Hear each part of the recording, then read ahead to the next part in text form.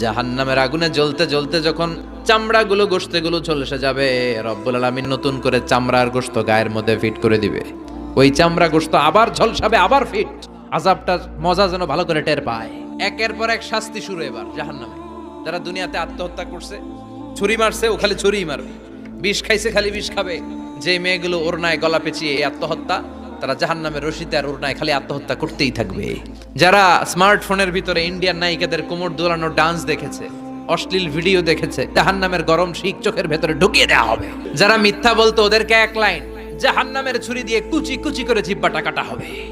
অন্যের জমি মেরে খেয়েছে এরকম ডাকাই তাছাড়া নাই, 7 জমিন ওর কাঁধে তুলে দেওয়া হবে। এবার ঘাড়ে কর। গিবত করে চগল খড়ি আছে না নাই? তাদেরকে আল্লাহ জাহান্নামের তামা দিয়ে নখ বানায় দিবে, আগুন ঝরবে ওটা থেকে। নিজেরা নিজের গালের গোশত আর বুকের গোশত টেনে কুড়ে কুড়ে খাবে। ওদের ব্যথার চিৎকারে পুরো জাহান্নামটা থারথার করে কাঁপবে। যারা যাকাত দেয় নাই,